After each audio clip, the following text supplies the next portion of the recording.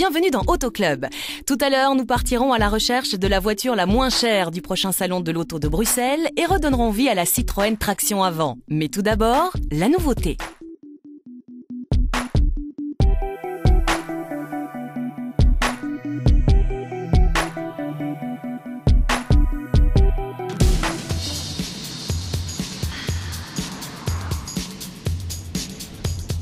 Aujourd'hui, Xavier Daff analyse la nouvelle Peugeot 5008. Didier lui oppose une autre française, la Renault Grand Scénic, un autre monovolume milieu de gamme.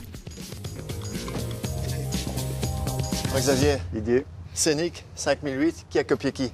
Ce qui est sûr en tout cas, c'est que le Renault a été le premier à s'immiscer dans le segment des monospaces compacts. Ils ont été seuls pendant très longtemps, mais au fil des années, forcément, la concurrence s'est affûtée. Et elle s'est enrichie tout récemment avec ce nouveau Peugeot 5008. Alors il a un petit peu, il s'est enrichi, il a évolué ou... Disons que les voitures s'affrontent de face, je dirais, sur le marché. Elles sont extrêmement similaires, que ce soit en termes de conception de l'intérieur, la modularité, 5-7 places au choix dans les deux cas. Peut-être que le Peugeot est un peu plus compact, un peu plus bas, un peu plus tendu, peut-être un peu plus berline, alors que le Scénic reste très typé monospace. Il paraît un petit peu plus long, c'est peut-être une impression? Le 5008 est plus court en fait, plus court, voilà, plus bas, une impression, alors. Plus orienté break, avec une ceinture de caisse très tendue, alors que le Scénic parce qu'il est plus bas, qu'il paraît plus long. Voilà, il fait un peu plus dynamique, je dirais, visuellement, alors que le Renault est lui un peu plus clairement orienté monospace. Ok. Et à l'arrière, le coffre? L'arrière, c'est un des atouts majeurs, je dirais, du 5008. Il possède 5 ou 7 places au choix, avec 2 sièges escamotables dans le coffre. Il est très facile de mettre en œuvre. Ah oui, ça c'est bien. Voilà. Ça. Extrêmement pratique. Ce qui en fait donc un 7 places. Un 7 places. Un 7 places, effectivement. Et c'est la même chose pour le Scénic, ça aussi? Alors, le Scénic, il existe en Scénic tout court 5 places, ou en Grand Scénic, c'est la version allongée qui dispose, lui, de 7 places, tandis que le 5008 n'existe qu'en une seule version, avec les 2 places arrière escamotables en option. Magnifique. Eh bien, on va voir l'intérieur. C'est parti. Ah, c'est classique, l'intérieur. Classique pour une berline, je vous rappelle qu'on est dans un monospace. C'est cette configuration de console centrale haute orientée vers le conducteur, c'est clairement ce qui prévalait dans la 3008 par exemple.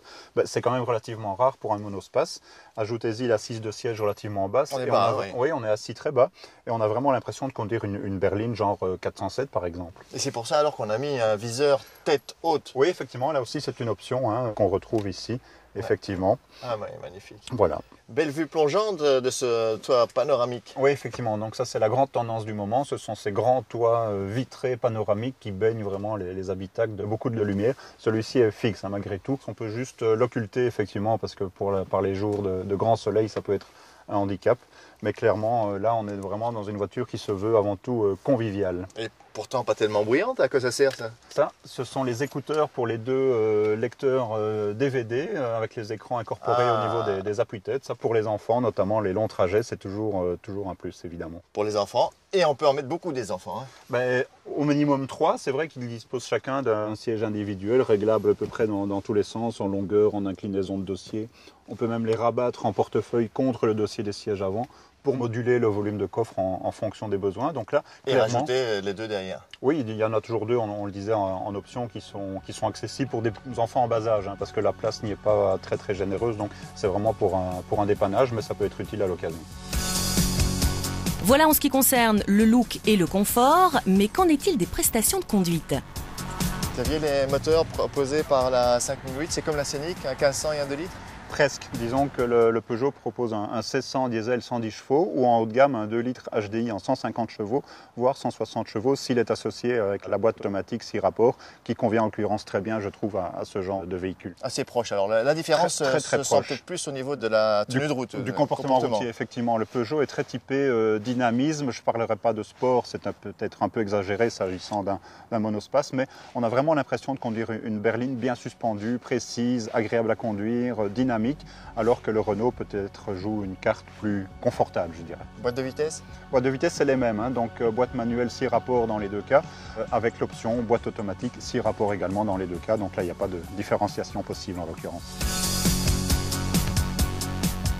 La Peugeot 5008 que nous vous présentons aujourd'hui coûte au minimum 22 490 €. Son moteur 1,6 litres diesel consomme en moyenne 5 litres 3 au 100 km, ce qui représente une émission de CO2 de 140 grammes par kilomètre. La taxe de roulage d'une telle 5008 s'élève à 243,67 € par an. 5008, le dernier arrivé sur le marché, c'est comme le dernier qui a parlé, c'est celui qui a raison? Disons que Peugeot sait très bien qu'il arrive tard sur un marché extrêmement encombré et donc ils ont choisi de jouer une carte un petit peu différente de ce qui se fait ailleurs. En l'occurrence, c'est la carte du dynamisme, un peu de la précision de conduite et pour séduire des acheteurs qui sont peut-être un peu réticents à conduire un monospace traditionnel. Ce faisant, c'est vrai aussi qu'il est peut-être un poil moins habitable que ce que proposent les autres. Il est un peu plus réduit à l'intérieur, mais ça participe aussi de son charme et au moins il a le grand avantage, je dirais, de proposer quelque chose de différent. Et de caractère. Et de caractère.